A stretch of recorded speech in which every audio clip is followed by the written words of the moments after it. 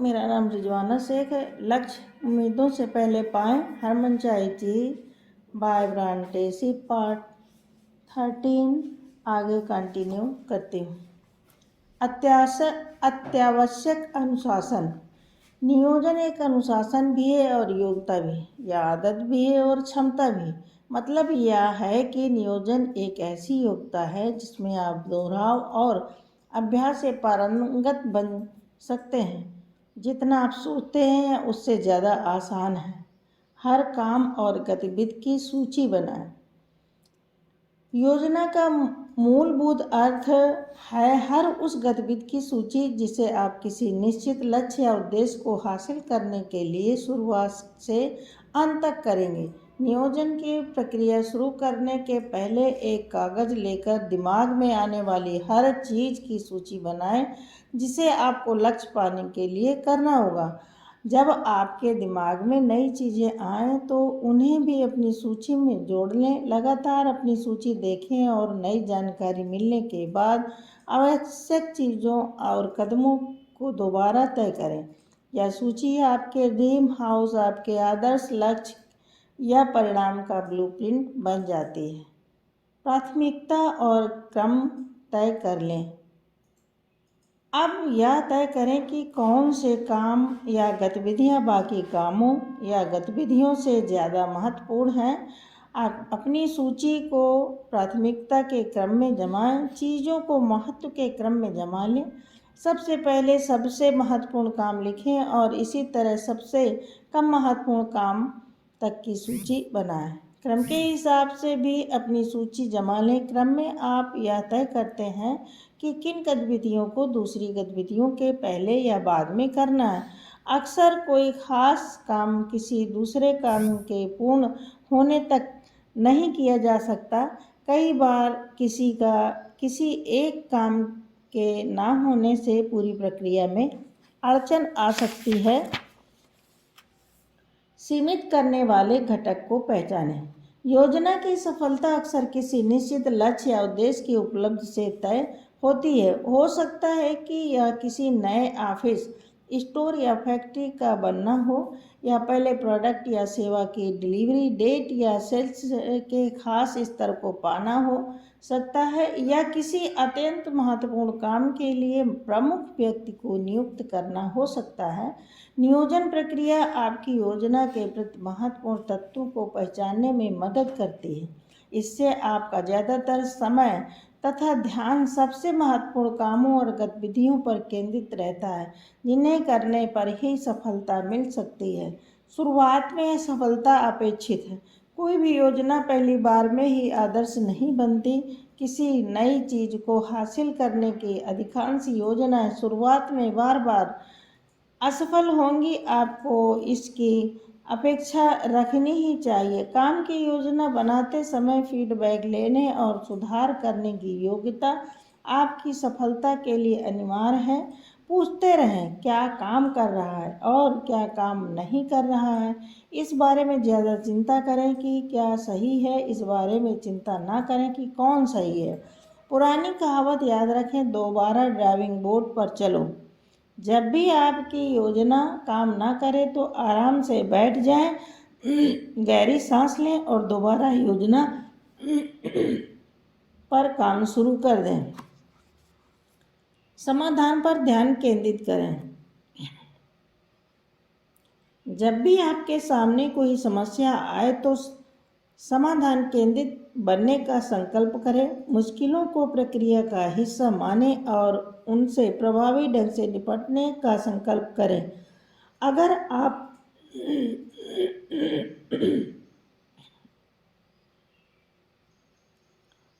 आप समय पर अपने लक्ष्य प्राप्त नहीं कर पा रहे हैं तो पूछें समस्या क्या है और कौन सी चीज़ समस्या है, समाधान क्या है और कौन सी चीज़ समाधान है।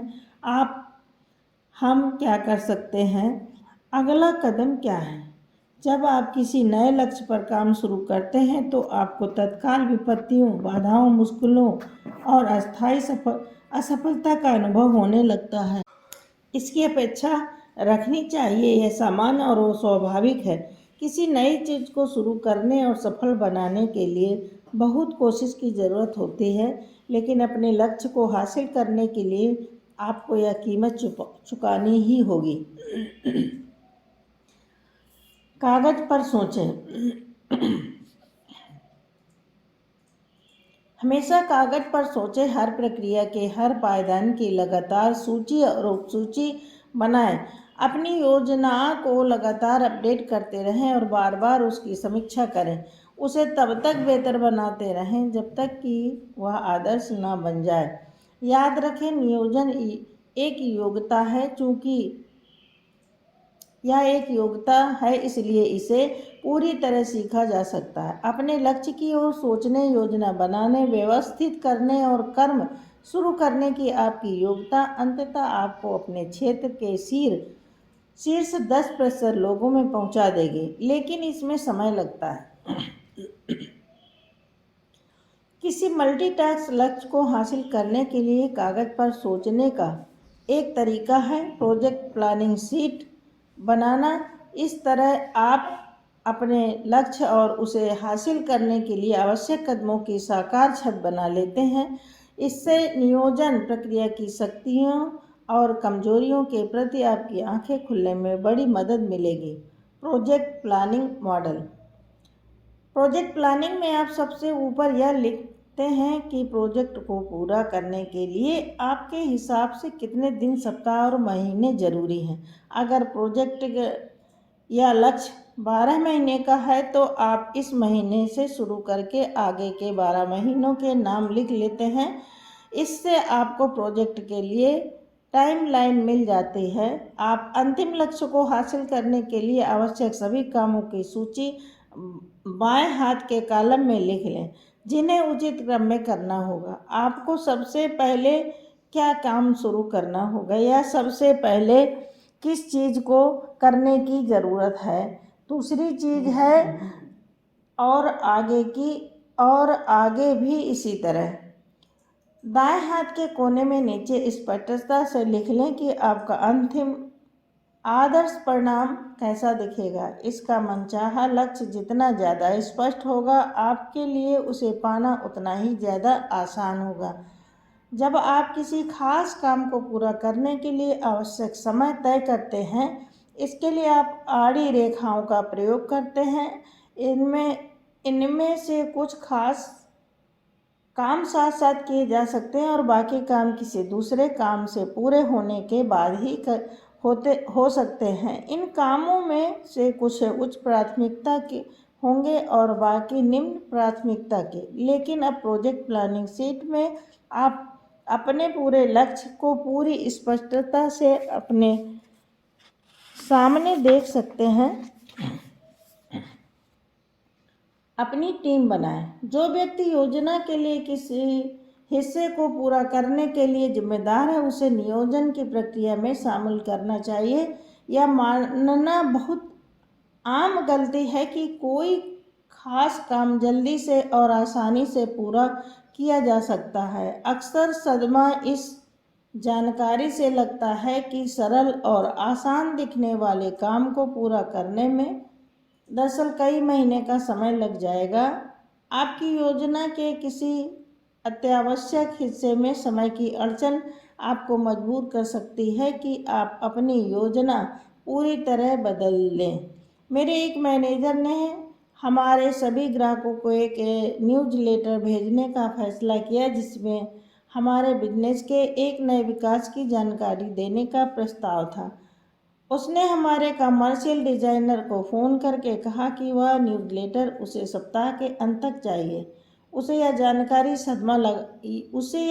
सदमा लगा कि प्रोफेशनल ढंग से लिखे गए, डिज़ाइन किए गए और प्रोड्यूस किए गए न्यूज़लेटर को प्रिंटिंग होने और मेल करने में 6 से 8 हफ्ते का समय लगता है और इसमें $2000 से ज़्यादा की लागत आती है। प्रोजेक्ट तत्काल रोक दिया गया। नियोजन की प्रक्रिया शुरू करते वक्त आपकी सबसे बड़ी चिंता यह होनी चाहिए कि आप हर आवश्यक कदम को सटीकता से पहचान लें और यह जान लें कि योजना के हर चरण में ठीक कितना समय लगेगा। योजना बनाने और लक्ष्य हासिल करने में आशावाद का एक समय होता है और यथार्थवाद का भी एक समय होता है। नियोजन प्रक्रिया के हर पायदान पर अपने साथ पूरी तरह ईमानदार रहें। कभी भी किस्मत पर भरोसा न करें कि प्रकृति के नियम आपके लिए कुछ समय तक शिथिल हो जाएंगे। संभावित अड़चन को पहचानें। नियोजन की प्रक्रिया में दूसरी समस्याओं को सुलझाने के लिए आमतौर पर किसी एक प्रमुख समस्या को सुलझाना जरूरी होता है। आमतौर पर एक समय लक्ष्य हासिल करने के लिए ही दूसरे लक्ष्य हासिल हो सकते हैं। किसी एक अत्यावश्यक तत्व को निपटाने के बाद ही योजना का कोई अन्य हिस्सा सफल हो सकता है। मिसाल के तौर पर कई कंपनियां हर चीज की विस्तृत योजना बनाने लगती हैं, बस वे आमदनी कमाने वाले प्रोफेशनल सेल्स प्रक्रिया को शामिल नहीं करती। कंपनी रणनीतिक नियोजन प्रक्रिया में संलग्न हो जाएगी, ऑफिस किराए या लीज पर ले लेगी, फर्नीचर खरीद लेगी, उत्पादन या सेवा के लिए आवश्यक कंप्यूटर और मशीनें लगा लेगी, प्रशासकीय और बिजनेस स्टाफ नियुक्त कर लेगी, अकाउंट बुक्स बना लेगी और विज्ञापन देने लगेगी, लेकिन पहले दर्जे की सेलिंग प्रक्रिया स्थापित ही नहीं की गई। परिणाम सेल्स आमदनी के बिना कुछ महीनों या हफ्तों में ही कंपनी की प्रगति ठप हो जाएगी। .com एक्सप्लोजन के डॉट बॉम्ब में बदलने का काम काफ़ी हद तक यही था। आवश्यक परिणाम तय करें। वे कौन से अत्यावश्यक परिणाम हैं जिन्हें अपने अंतिम लक्ष्य को हासिल करने के लिए आपको रास्ते के हर कदम पर पाना होगा। आप उनकी योजना कैसे बना सकते हैं, उन्हें प्राथमिकता के क्रम में कैसे जमा सकते हैं और यह निश्चित कैसे कर सकते हैं कि वे समय पर पूरे हो जाएंगे। अगर चीज़ें गड़बड़ हो जाएं तो आपकी क्या योजना है? अगर लक्ष्य की राह में आपके अत्यावश्यक उद्देश्यों को हासिल करने में उम्मीद से ज़्यादा समय लगता है और ज़्यादा लागत आती है तो आप क्या करेंगे? आपकी आपातकालीन योजना क्या है? आपने यह पंक्ति जरूर सुनी होगी, बड़े जहाज की तरह बड़ी जिंदगी को भी एक ही उम्मीद या रस्सी से कभी नहीं बांधना चाहिए। नियोजन सफलता की कुंजी है। अच्छी खबर यह है कि नियोजन के काम से ही लक्ष्य हासिल करने की पूरी प्रक्रिया सुधर जाती है और सुधारू बन जाती है। आप शुरू करने से पहले जितनी सावधानी से और जितनी ज़्यादा बार योजना बनाते हैं, पूरी योजना प्रक्रिया उतनी ही बेहतर बन जाएगी। आप नियोजन में जितने बेहतर बनेंगे, योजना बनाने के उतने ही ज़्यादा विचारों और अवसरों को आकर्षित करेंगे तथा उतनी ही ज़्यादा बड़ी और बेहतर चीज़ें हासिल करेंगे। ठीक फैसला कर लें कि आप चाहते क्या हैं, इसे लिख लें, इसकी योजना बना लें और फिर उस योजना पर अमल कर दें। यही व्यक्तिगत प्रभावकारिता और उच्च उपलब्धि की कुंजी है। ये योग्यताएं सीखी जा सकती हैं और आप इनमें माहिर बन सकते हैं। कुछ ही समय में आप अपनी ज़िंदगी या बिजनेस का कायाकल्प कर सकते हैं, अपनी सेल्स या मुनाफे को 2 गुना कर सकते हैं, अपने लक्ष्य हासिल कर सकते हैं और अपनी वास्तविक संभावना तक पहुंच सकते हैं। कार्य योजना बनाएं। नंबर 1, आपको अपना लक्ष्य हासिल करने के लिए कौन सी चीज़ें करनी होगी? दिमाग में आने वाली हर चीज़ की सूची बनाएं, कुछ भी ना छोड़ें। नंबर 2, अपनी सूची के कामों को प्राथमिकता के क्रम में जमा लें। सबसे महत्वपूर्ण काम या गतिविधि कौन सी है? दूसरा सबसे महत्वपूर्ण काम और आगे भी इसी तरह। नंबर 3, सूची को क्रम से जमा लें, कौन सी चीज़ सबसे पहले करनी है और कौन सी बाद में। नंबर 4, तय करें कि लक्ष्य हासिल करने या काम पूरा करने में आपका कितना समय और पैसा लगेगा। क्या आपके पास सफलता के लिए आवश्यक समय और संसाधन हैं? नंबर 5, नियमित रूप से योजना पर नज़र डालें। नियमित रूप से योजना पर नज़र डालते रहें, इसकी समीक्षा करते रहें और इसमें फेरबदल करते रहें, खास तौर पर जब आपको नई जानकारी मिले या चीज़ें आपकी उम्मीद के मुताबिक ना हो रही हों। ज़रूरत पड़ने पर योजना में परिवर्तन करने के लिए तैयार रहें। Thank you.